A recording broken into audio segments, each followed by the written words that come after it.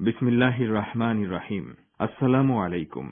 ইসলামী প্রজাতন্ত্র ইরানের বিশ্ব কার্যক্রমের বাংলা অনুষ্ঠানে আপনাদের স্বাগত জানাচ্ছি। এখন শুনবেন সূরা আলে ইমরানের 1 থেকে 4 নম্বর আয়াতের তেলাওয়াত ও তরজমা। আউযু বিল্লাহি মিনাশ শাইতানির রাজীম। বিসমিল্লাহির রহমানির রহিম। ألف لام ميم. الله لا إله إلا هو الحي القيوم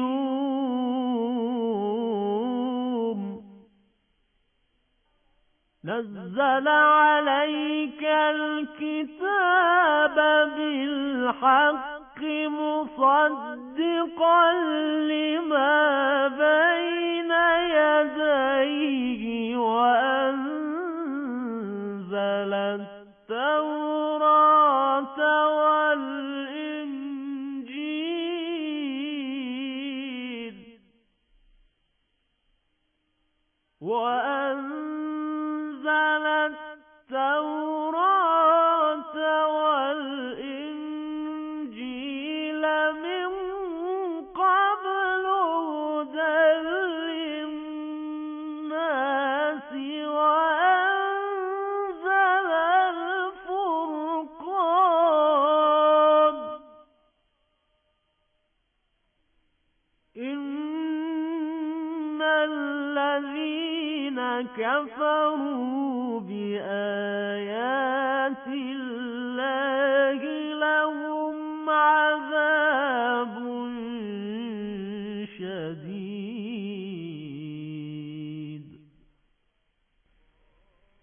والله عزيز ذو انتقام. إن الذين كفروا بآيات الله لهم عذاب شديد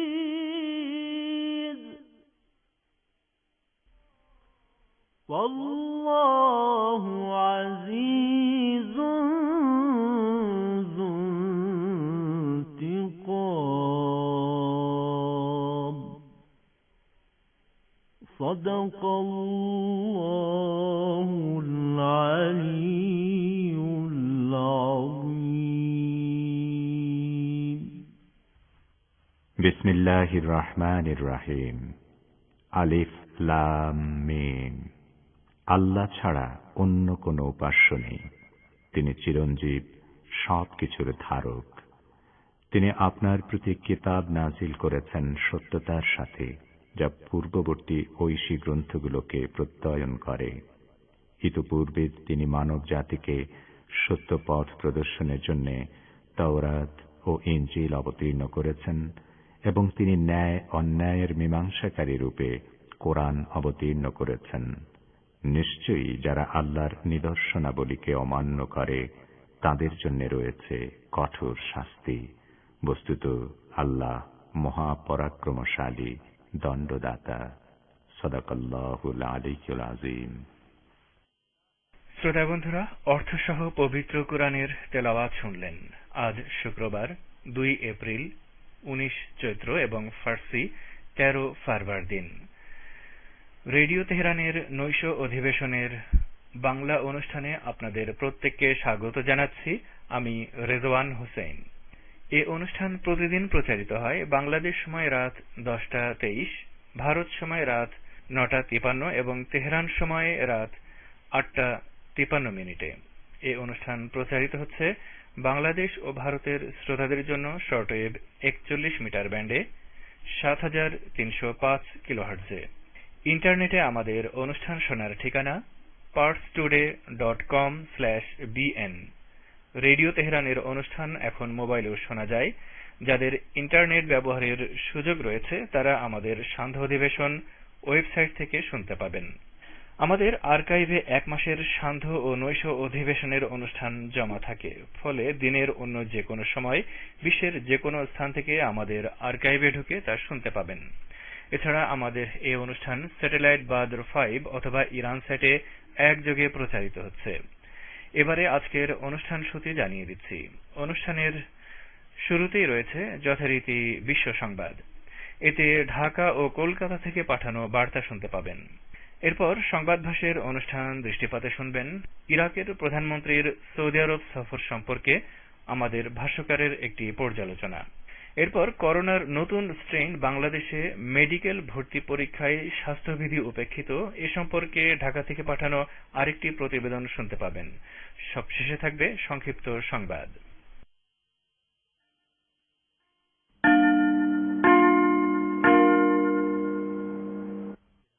রেডিও তেহরান বিশ্ব সংবাদ।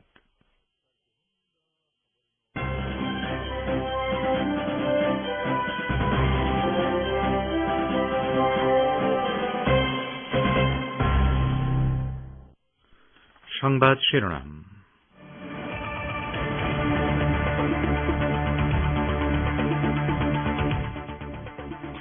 পারস্য উপসাগরীয় এলাকা থেকে সামরিক শক্তি কমাচ্ছে আমেরিকা।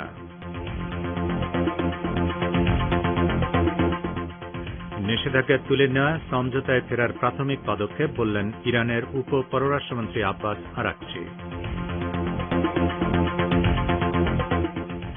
বাংলাদেশে একদিনে রেকর্ড সংখ্যক ৬,৮৩০ করোনা রোগী শনাক্ত, মৃত্যু ৫০।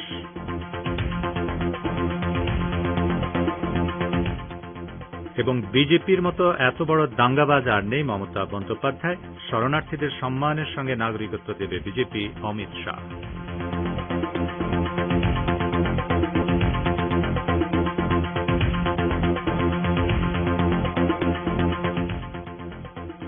আসসালামু আলাইকুম শ্রোতা বন্ধুরা, গুরুত্বপূর্ণ সংবাদ শিরোনাম শুনলেন এতক্ষণ। এবারে বিস্তারিত বিশ্ব সংবাদে আপনাদের আমন্ত্রণ জানাচ্ছি আমি নাসির মাহমুদ। ইরানের উপ পররাষ্ট্রমন্ত্রী এবং পলিটিক্যাল ডেপুটি বলেছেন, পরমাণু সমঝোতা পুনরুজ্জীবনের প্রাথমিক পদক্ষেপ হচ্ছে মার্কিন নিষেধাজ্ঞা তুলে নেওয়া। সৈয়দ আব্বাস আরাকচি বলেন, সত্যিকার অর্থে নিষেধাজ্ঞা বাস্তবে তুলে নেওয়া হলে ইরানও সমঝোতা পুরোপুরি বাস্তবায়ন করবে। পরমাণু সমঝোতার যৌথ কমিশনের ভার্চুয়াল বৈঠকে তিনি আজ এ ব্যাপারে ইরানের সুস্পষ্ট অবস্থান ব্যাখ্যা করতে গিয়ে একথা বলেন। আরাকচি আরও বলেন, আমেরিকার সমঝোতায় ফেরার জন্য কোনো আলোচনার প্রয়োজন নেই।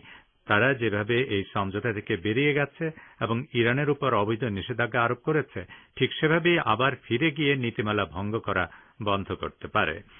সমঝোতা রক্ষায় সকল পক্ষই নিজ নিজ অঙ্গীকার পালনের উপর জোর দেয় এবং যৌথ কমিশনের পরবর্তী বৈঠক আগামী মঙ্গলবার ভিয়েনায় অনুষ্ঠিত হবে বলে সিদ্ধান্ত নেয়।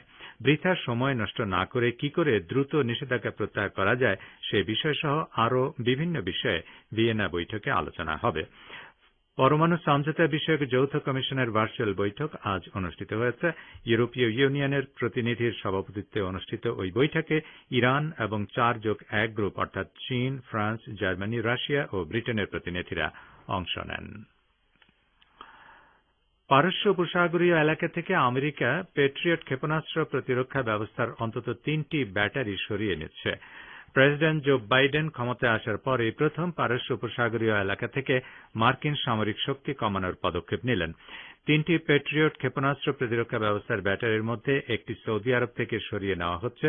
এই ব্যাটারি সৌদি আরবের প্রিন্স সুলতান বিমান ঘাঁটিতে মোতায়েন রয়েছে। সাম্প্রতিক বছরগুলোতে এই বিমান ঘাঁটিতে অবস্থানরত মার্কিন সৈন্যদের রক্ষার ক্ষেত্রে সাহায্য করার জন্য সেখানে প্যাট্রিয়ট ক্ষেপণাস্ত্র প্রতিরক্ষা ব্যবস্থা মোতায়েন করা হয়। যখন ইয়েমেনের হুতি আনসারুল্লাহ আন্দোলন ও তাদের সমর্থিত সেনারা সৌদি আরবের নিয়মিত ড্রোন হামলা চালিয়ে যাচ্ছে, তখন মার্কিন প্রশাসন প্যাট্রিয়ট ক্ষেপণাস্ত্র প্রতিরক্ষা ব্যবস্থার ব্যাটারি সরিয়ে নিচ্ছে। এদিকে দৈনিক ওয়াল স্ট্রিট জার্নাল জানিয়েছে, পারস্য উপসাগর থেকে আমেরিকা একটি বিমানবাহী যুদ্ধজাহাজ ও নজরদারির ব্যবস্থা সরিয়ে নিচ্ছে। বিশ্বের অন্য কোনো জায়গায় মার্কিন বাহিনীর প্রয়োজন মেটাতে এগুলো ব্যবহার করা হবে। দৈনিকটির দেওয়া তথ্য অনুসারে পারস্য উপসাগরীয় এলাকা থেকে একটি থার্ড ব্যবস্থা সরিয়ে নেওয়া হবে। তবে মার্কিন কর্মকর্তারা বলছেন এখনই এই ব্যবস্থা সরিয়ে নেওয়া হবে না, বরং আরও কিছুদিন থাকবে। ডোনাল্ড ট্রাম্প প্রশাসনের শেষ সময়ে মধ্যপ্রাচ্যে 50,000 মার্কিন সেনা মোতায়েন ছিল। ধারণা করা হচ্ছে সময়ের ব্যবধানে এই অঞ্চল থেকে মার্কিন সেনা কমানো হবে। রাশিয়ার পররাষ্ট্রমন্ত্রী সের্গেই ল্যাভরভ বলেছেন, সিরিয়া সংকটের রাজনৈতিক সমাধানের ক্ষেত্রে বাধা সৃষ্টি করতে উগ্র সন্ত্রাসী গোষ্ঠী দায়েশকে হাতিয়ার হিসেবে ব্যবহার করছে আমেরিকা। এছাড়া সিরিয়ার বিচ্ছিন্নতাবাদী গোষ্ঠীগুলোকে আমেরিকার সমর্থন দিচ্ছে, যা আন্তর্জাতিক আইনের চরম লঙ্ঘন। গতকাল মস্কো ভিত্তিক গবেষণা প্রতিষ্ঠান ওয়ালদাই ডিসকাশন ক্লাবের সম্মেলনে এসব কথা বলেন রুশ পররাষ্ট্রমন্ত্রী। তিনি বলেন, সিরিয়ায় মার্কিন সামরিক বাহিনী অব্যাহতভাবে দখলদারিত্ব বজায় রেখেছে এবং তেল গ্যাস সহ দেশটির প্রাকৃতিক সম্পদ এবং গম চুরি করছে। আমেরিকার এসব ভূমিকার কারণে যুদ্ধবিধ্বস্ত আরব দেশটি আরও বেশি অস্থিতিশীল হয়ে উঠছে। ল্যাভরভ জোর দিয়ে বলেন, সিরিয়ার সংকটের সমাধান রাজনৈতিকভাবেই করতে হবে এবং তা করতে হবে জাতিসংঘ নিরাপত্তা পরিষদে পাশ হওয়া 2254 নম্বর প্রস্তাব অনুসারে। তিনি বলেন, সিরিয়ার জনগণকে তাদের ভাগ্য নির্ধারণের সুযোগ দিতে হবে। জাতিসংঘের ওই প্রস্তাবে বলা হয়েছে, সিরিয়ার জনগণই তাদের ভাগ্য নির্ধারণ করবে, অন্য কেউ নয়। এজন্য তারাই সরকার ও রাষ্ট্র ব্যবস্থা ঠিক করবে। ব্রিটিশ ওষুধ নিয়ন্ত্রক সংস্থা জানিয়েছে, অ্যাস্ট্রাজেনেকার টিকা নিয়ে দেশে অন্তত 30 জনের দেহে রক্ত জমাট বাঁধার ঘটনা চিহ্নিত করা হয়েছে। সংস্থাটি বলছে, এর আগে ফাইজার বায়োনটেকের টিকা গ্রহণের পর এ ধরনের রক্ত জমাট বাঁধার কোনো রিপোর্ট তারা পায়নি। ব্রিটিশ স্বাস্থ্য বিভাগের কর্মকর্তারা বলছেন, তারা এখনো বিশ্বাস করেন যে করোনা ভাইরাস প্রতিরোধের জন্য অ্যাস্ট্রাজেনেকার টিকা গ্রহণের পর এই ধরনের রক্ত জমাট বাঁধার ঘটনা ঘটবে না। ইউরোপের বহু দেশে এরই মধ্যে অ্যাস্ট্রাজেনেকার টিকা ব্যবহার বন্ধ হয়ে গেছে। তবে কোন দেশ আবার টিকাদান শুরু করেছে। অনেক দেশে এই টিকা দেওয়ার পর মারাত্মক রকমের রক্ত জমাট বাঁধার ঘটনা চিহ্নিত করা হয়েছে, আবার কোন দেশে তার মাত্রা ছিল কম। ইউরোপের দেশ France, Germany, Norway, Sweden, Iceland সহ বিশ্বের 20টিরও বেশি দেশে অ্যাস্ট্রাজেনেকার টিকা গ্রহণের পর রক্ত জমাট বাঁধার ঘটনা চিহ্নিত করা হয়েছে। ফলে সেসব দেশ অ্যাস্ট্রাজেনেকার টিকা গ্রহণ বন্ধ করে দেয়। আপনারা বিশ্ব সংবাদ শুনছেন রেডিও তেহরান থেকে শর্টওয়েভ 41 মিটার ব্যান্ডে আর বিশ্বজুড়ে ইন্টারনেট ও স্যাটেলাইটে। বাংলাদেশের কক্সবাজারের উখিয়ায় আগুনে পুড়ে 3 ঘুমন্ত রোহিঙ্গার মৃত্যু হয়েছে। এদিকে স্বরাষ্ট্রমন্ত্রী বলেছেন, প্রত্যেকেরই ফায়ার সার্ভিসের প্রাথমিক জ্ঞান থাকা উচিত। বিস্তারিত জানাচ্ছেন ঢাকা থেকে আমাদের বিশেষ প্রতিনিধি আব্দুর রহমান খান। ফায়ার সার্ভিস ও সিভিল ডিফেন্সের মহড়ায় অংশ নিয়ে আগুন নেভানোর প্রশিক্ষণ নিয়েছেন স্বরাষ্ট্রমন্ত্রী আসাদুজ্জামান খান কামাল। আজ শুক্রবার সকালে রাজধানীর ধানমন্ডির নিজ বাসভবনে তিনি এ প্রশিক্ষণ নেন। এ সময় স্বরাষ্ট্রমন্ত্রী বলেন, প্রত্যেকেরই ফায়ার সার্ভিসের প্রাথমিক জ্ঞান থাকা উচিত। এর আগে গতরাতে উখিয়ায় কুতুপালক রোহিঙ্গা ক্যাম্প সংলগ্ন বাজারে আবারও অগ্নিকাণ্ডের ঘটনায় দোকানে ঘুমিয়ে থাকা অবস্থায় পুড়ে মারা গেছে 3 জন রোহিঙ্গা। শুক্রবার রাত 3টার দিকে আগুনের সূত্রপাত হয়। খবর পেয়ে ফায়ার সার্ভিসের কর্মীরা ঘটনাস্থলে গিয়ে আগুন নিয়ন্ত্রণে আনে। আগুনে কুতুপালং রোহিঙ্গা ক্যাম্পের 10টি দোকান ভস্মীভূত হয়েছে। পরে 3টি লাশ উদ্ধার করেছে ফায়ার সার্ভিসের কর্মীরা। এর আগে গত 22 মার্চ বালুখালী রোহিঙ্গা ক্যাম্পে ভয়াবহ আগুনের ঘটনায় 10,000-এর বেশি ঝুপড়িঘর পুড়ে ছাই হয়ে যায় এবং অন্তত 7 জন পুড়ে মারা যায়। এদিকে রোহিঙ্গাদের জন্য 13 জন স্বেচ্ছাসেবী এবং 20 টন মেডিকেল সামগ্রী নিয়ে তুরস্ক বিমান বাহিনীর একটি উড়োজাহাজ আজ শুক্রবার সকাল 9:25 চট্টগ্রামে হযরত শাহ আমানত আন্তর্জাতিক বিমানবন্দরে অবতরণ করেছে। এর আগে গত 27 মার্চ তুরস্ক বিমান বাহিনীর C-130 প্লেনে আগুনে ক্ষতিগ্রস্ত রোহিঙ্গাদের জন্য 20 টন তাঁবু পাঠানো হয়েছিল।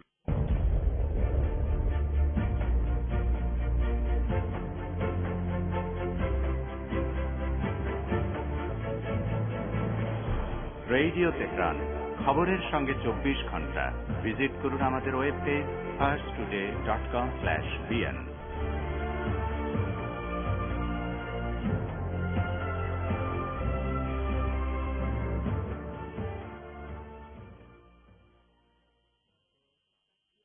ফিরে আসছি আবারও বিশ্ব সংবাদে। বাংলাদেশে গত 24 ঘন্টায় নতুন করে আরও 6,830 জন করোনায় আক্রান্ত হয়েছে। গত বছর দেশে করোনা শনাক্ত হওয়ার পর এটিই একদিনে সর্বাধিক আক্রান্তের সংখ্যা। এর আগে গতকাল 6,469 জন করোনায় আক্রান্ত হয়েছিল, যেটি ছিল সর্বাধিক। এ নিয়ে দেশে মোট 6,24,594 জন করোনায় আক্রান্ত হয়েছে। আজ বিকেলে স্বাস্থ্য অধিদপ্তর থেকে পাঠানো এক সংবাদ বিজ্ঞপ্তিতে এ তথ্য জানানো হয়েছে। বিজ্ঞপ্তিতে বলা হয়েছে, দেশে গত 24 ঘণ্টায় করোনায় 50 জন মারা গেছে। এ নিয়ে মৃতের সংখ্যা বেড়ে 9,155 জনে দাঁড়িয়েছে। নতুন 50 জন মৃতের মধ্যে পুরুষ 40 জন এবং নারী 10 জন। এ পর্যন্ত দেশে মোট 47,28,113 জনের নমুনা পরীক্ষা করা হয়েছে। ভারতের স্বরাষ্ট্রমন্ত্রী ও বিজেপির সিনিয়র নেতা অমিত শাহ বলেছেন, শরণার্থীদের সম্মানের সঙ্গে নাগরিকত্ব দেবে বিজেপি। পশ্চিমবঙ্গে বিধানসভা নির্বাচন উপলক্ষে আজ দলীয় সমাবেশে বক্তব্য রাখার সময় ওই মন্তব্য করেন তিনি। আরও জানাচ্ছেন কলকাতা থেকে আমাদের সংবাদদাতা আব্দুল হাকিম। ভারতের কেন্দ্রীয় স্বরাষ্ট্রমন্ত্রী ও বিজেপির সিনিয়র নেতা অমিত শাহ বলেছেন, শরণার্থীদের সম্মানের সঙ্গে নাগরিকত্ব দেবে বিজেপি। পশ্চিমবঙ্গে বিধানসভা নির্বাচন উপলক্ষে তিনি আজ শুক্রবার দলীয় সমাবেশে বক্তব্য রাখার সময় ওই মন্তব্য করেন। सम्मान के साथ भारत की नागरिकता देने का काम ये भारतीय जनता पार्टी की सरकार करने वाली है। বলছিলেন অমিত শাহ। তিনি আজ শীতলকুচি ও কালোচিনিতে দলীয় সমাবেশে বক্তব্য রাখেন। এছাড়া কয়েকটি জায়গায় রোড শো করেন। বিজেপি নেতা অমিত শাহ বলেন, আপনারাই বলুন, বাংলায় অনুপ্রবেশের সমস্যার কোনো সমাধান হয়েছে কি? দিদি কিছুই করেননি। আমি কথা দিচ্ছি, 2রা মে বাংলায় বিজেপি সরকার গঠন হলেই অনুপ্রবেশকারী শুধু নয়, একটা পাখিও বাংলায় প্রবেশ করতে পারবে না। প্রসঙ্গত, বিজেপির চোখে বাংলাদেশ থেকে কথিত অবৈধভাবে আসা মুসলিমরাই কেবলমাত্র অনুপ্রবেশকারী। অন্যদিকে অমুসলিমদের তারা শরণার্থী বা উদ্বাস্তু হিসেবে দেখে থাকে। স্বরাষ্ট্রমন্ত্রী অমিত শাহ মুখ্যমন্ত্রী মমতা বন্দ্যোপাধ্যায়কে টার্গেট করে বলেন, বাংলায় দিদি শুধু খেলা হবে বলে মানুষকে ভয় দেখাচ্ছেন। কিন্তু বাংলার মানুষ আর দিদিকে ভয় পায় না। বাংলায় বিজেপি সরকার আপনারা গঠন করুন। আমরা এখানে নারায়ণী সেনা গঠন করব, যেখানে গোর্খা এবং রাজবংশী যুবকরা চাকরি পাবে। এদিকে ভারতের পশ্চিমবঙ্গের মুখ্যমন্ত্রী ও তৃণমূল সভানেত্রী মমতা বন্দ্যোপাধ্যায় বলেছেন, বিজেপির মতো এত বড় দাঙ্গাবাজ আর নেই। আপনি শান্তিতে আছেন, আগুন জ্বালিয়ে দেবে। রাজ্যে বিধানসভা নির্বাচন উপলক্ষে তিনি আজ কুচবিহার জেলার দিনহাটায় দলীয় সমাবেশে বক্তব্য রাখার সময় ওই মন্তব্য করেন। বিজেপিকে টার্গেট করে মমতা বলেন, সংখ্যালঘু ভাই বোনদের কাছে আমার একটা অনুরোধ, মাথা ঠান্ডা করে কাজ করবেন। আর হায়দ্রাবাদ থেকে একটা বিজেপির গাই এসেছে, তিনি বিজেপির কাছ থেকে টাকা নিয়েছেন। ফুরফুরা শরীফের কেউ নয়, ওদের একটা বাচাল ছেলে আছে, সেই ছেলেটাকে টাকা দিয়ে সংখ্যালঘুদের ভোট ভাগ করার চেষ্টা করছে। সংখ্যালঘুদের একটা ভোটও ভাগ করবেন না, তফসিলিরা ভাগ করবেন না, আদিবাসীরা ভাগ করবেন না, সাধারণ মানুষ ভাগ করবেন না। যতই ভয় দেখাক, মমতা এভাবে হায়দ্রাবাদের বিজেপির গাই এবং ফুরফুরা শরীফের কেউ নয়, ওদের একটা বাচাল ছেলে বলতে নাম করে মিম প্রধান ব্যারিস্টার আসাদুদ্দিন ওয়াইসি এবং আইএসএফ প্রধান ফুরফুরা শরীফের পীরজাদা আব্বাস সিদ্দিকীকে কটাক্ষ করেছেন বলে মনে করছেন বিশ্লেষকরা। ভারত থেকে পাকিস্তান চিনি এবং তুলা আমদানির যে সিদ্ধান্ত নিয়েছিল তা পরিবর্তন করেছে। কাশ্মীর ইস্যুতে তেমন কোনো অগ্রগতি না হওয়ার মধ্যেই ভারতের সঙ্গে বাণিজ্য শুরু করার সিদ্ধান্ত নেওয়ার পর পাকিস্তান সরকার তুমুল সমালোচনার মুখে পড়ে এবং আমদানি বাণিজ্য স্থগিত করে। করোনা ভাইরাসের সংক্রমণ থেকে সুস্থ হওয়ার পর প্রধানমন্ত্রী ইমরান খান আবারও কাজে ফিরেছেন। গতকাল কেন্দ্রীয় মন্ত্রিসভার বৈঠকে সভাপতিত্ব করেন তিনি। ওই বৈঠকে আলোচনা করা হয় ভারত থেকে চিনি ও তুলা আমদানি করা হবে কিনা। পাকিস্তানের বিরোধী দল এবং কাশ্মীরি জনগণের পক্ষ থেকে কঠোর সমালোচনা সৃষ্টির পর কেন্দ্রীয় মন্ত্রিসভা ভারতের সঙ্গে বাণিজ্যের সিদ্ধান্ত স্থগিত করে। এই ঘটনায় মনে করা হচ্ছে পাক সরকার জনগণের চাপের মুখে আত্মসমর্পণ করতে বাধ্য হয়েছে। কাশ্মীর পরিস্থিতির অগ্রগতি ছাড়া ভারতের সঙ্গে বাণিজ্য শুরুর বিরুদ্ধে জনগণের বিরাট একটি অংশ। দীর্ঘদিন ধরে ভারত ও পাকিস্তানের মধ্যকার উত্তেজনার কেন্দ্রবিন্দু হল এই কাশ্মীর ইস্যু। দুই দেশই পুরো কাশ্মীরের মালিকানা দাবি করে। তো শ্রোতা বন্ধুরা, আমাদের নিউজ ডেস্কে এই ছিল এখনকার মতো সর্বশেষ বিশ্ব সংবাদ। সঙ্গে থাকার জন্য আপনাদের অনেক অনেক ধন্যবাদ।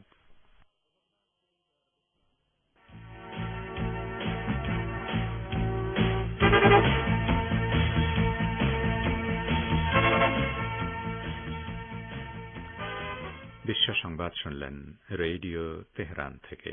শ্রোতা বন্ধুরা, এবারে আমন্ত্রণ জানাচ্ছি সংবাদ ভাষ্যের অনুষ্ঠান দৃষ্টিপাতে। ইরাকের প্রধানমন্ত্রী মোস্তফা আল কাজেমি সম্প্রতি সৌদি আরব সফর করে সেদেশের যুবরাজ মোহাম্মদ বিন সালমানের সঙ্গে সাক্ষাৎ করেছেন। এই সফরের বিভিন্ন দিক সম্পর্কে এখন রয়েছে আমাদের ভাষ্যকারের একটি পর্যালোচনা, পড়ে শোনাচ্ছেন রেজওয়ান হোসেন। ইরাকের প্রধানমন্ত্রী মোস্তফা আল কাজেমি সম্প্রতি সৌদি আরব সফর করে সেদেশের যুবরাজ মোহাম্মদ বিন সালমানের সঙ্গে সাক্ষাৎ করেছেন। তিনি গত বুধবার রিয়াদ সফরে গেলেও দেশটির রাজা সালমান তার সঙ্গে সাক্ষাৎ করেননি। ইরাকের প্রধানমন্ত্রীর সৌদি আরব সফরকে দুদিক থেকে মূল্যায়ন করা যায়। প্রথমত, এ থেকে পররাষ্ট্রনীতির ক্ষেত্রে ইরাকের প্রধানমন্ত্রী মোস্তফা আল কাজেমির সামগ্রিক দৃষ্টিভঙ্গি ফুটে ওঠে এবং দ্বিতীয়ত, এ সফরের মাধ্যমে তিনি কি হাসিল করতে চান তা নিয়েও প্রশ্ন রয়েছে। প্রথমত, কাজেমি ইরাককে একটি আরব রাষ্ট্র হিসেবে দেখতে চান এবং সেই দৃষ্টিকোণ থেকে আরব দেশগুলোর সঙ্গে সম্পর্ক জোরদার করার বিষয়টিকে তিনি অগ্রাধিকার দিতে চান।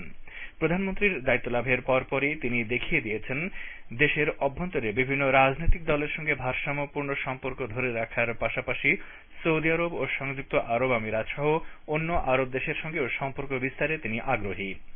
এ অবস্থায় ইরাকের প্রধানমন্ত্রীর সৌদি আরব সফর এবং এরপর দুদেশের কূটনীতিকদের সফর বিনিময়ের বিষয়টি বিশেষ গুরুত্বপূর্ণ হয়ে উঠবে বলে পর্যবেক্ষকরা মনে করছেন, কেননা এর মাধ্যমে ইরাকের প্রতি বাইরের সমর্থন এবং দেশটির অভ্যন্তরীণ বিষয়ে বিদেশিদের প্রভাবের বিষয়টিও স্পষ্ট হবে।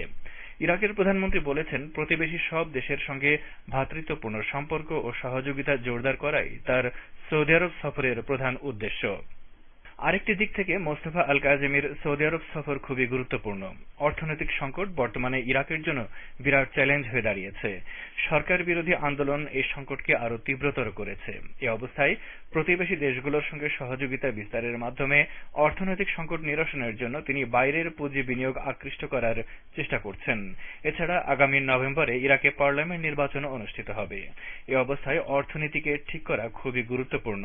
আরেকটি বিষয় হচ্ছে, পশ্চিম এশিয়ায় প্রভাব বিস্তারের জন্য ইরাকে প্রভাব বিস্তারের চেষ্টা করছে সৌদি আরব। ইরাকে ইরানেরও ব্যাপক প্রভাব রয়েছে। এ কারণে দুদেশের মধ্যে আর্থ রাজনৈতিক ক্ষেত্রে সম্পর্ক বিস্তারে সৌদি আরবেরও বিরাট আগ্রহ রয়েছে। তবে ইরাকে ভিন্ন মতও রয়েছে। তারা রিয়াদের সঙ্গে বাগদাদের সম্পর্ক উন্নয়নের বিরোধী।